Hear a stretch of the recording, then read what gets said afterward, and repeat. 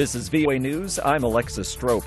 Arms negotiations between Russia and North Korea are actively advancing, U.S. National Security Advisor Jake Sullivan said on Tuesday, and warned leader Kim Jong-un that his country would pay a price for supplying Russia with weapons to use in Ukraine. Providing weapons to Russia for use on the battlefield to attack grain silos and the heating infrastructure of major cities as we head into winter, to try to conquer territory that belongs to another sovereign nation. This is not going to reflect well on North Korea, and they will pay a price for this.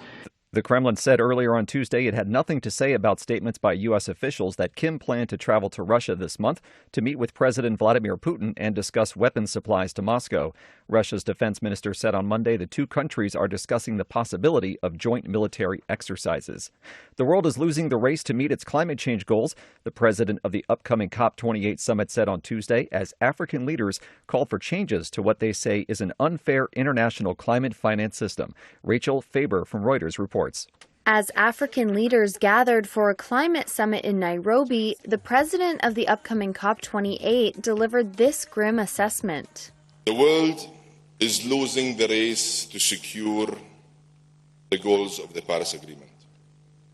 And the world is struggling to keep 1.5 within reach. It comes as African leaders call for changes to what they say is an unfair international climate finance system. African officials say the investments are welcome, but that a bigger transformation is needed. They plan to push for the expansion of special drawing rights at the International Monetary Fund at the upcoming COP28 climate summit. For additional stories 24 hours a day, visit voanews.com. This is VOA News. Fierce rainstorms are battering neighboring Greece, Turkey, and Bulgaria, causing at least 5 deaths. In northwestern Turkey, 2 people died Tuesday and 4 others are missing. 1 person is dead in Greece and 5 are missing. Greece's Minister for Civil Protection says the storms are forecast to ease after midday Wednesday and is urging people in afflicted areas to stay indoors. Farther north in Bulgaria, the government says 2 people died and 3 others are missing on the country's Black Sea coast.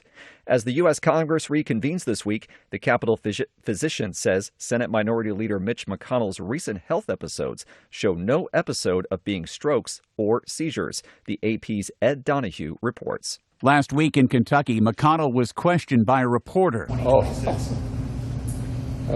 McConnell was about to answer but froze for about 30 seconds. Did you hear the question, Senator? Running for re-election in 2026? All right, I'm sorry, you all. We're going to need a minute. He also froze up during a press conference at the Capitol last month. The 81-year-old McConnell fell and suffered a concussion earlier this year. McConnell's office released the letter from attending physician Brian Monahan, saying after a medical evaluation and consultation with neurologists, there's no evidence he has a seizure disorder or had a stroke or movement disorder, such as Parkinson's disease. Ed Donahue, Washington. Across much of the central and eastern United States Tuesday, millions of people are feeling the heat. AP correspondent Rita Foley reports. Brutal heat from the East Coast to the Midwest and Southern Plains.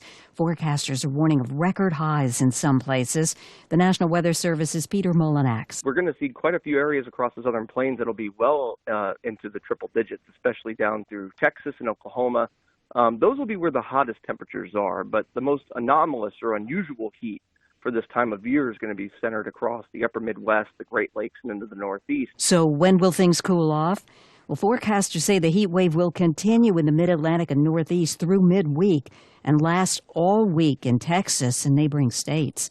I'm Rita Foley. Cuba's foreign ministry reported late Monday it has uncovered a human trafficking ring that coerced its citizens to fight for Russia in the war in Ukraine. The foreign ministry statement said the trafficking ring was operating both within the Caribbean island nation, thousands of miles from Moscow, and in Russia, coercing Cubans living there. It offered few details except to say that Cuban authorities were working to neutralize and dismantle the network.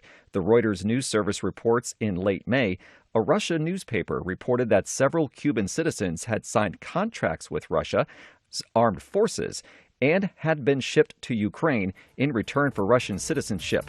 You'll find expanded coverage of world news and events on our website, voanews.com, 24 hours a day.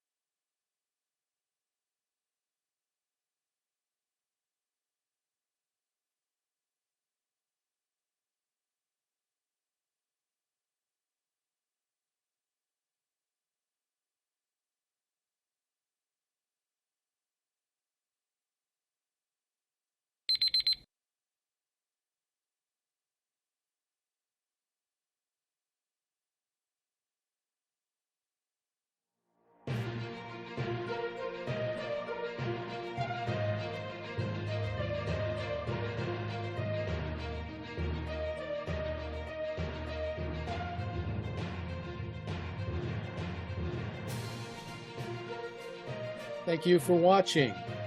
Can you do me a favor? Please leave a comment in the comments section below.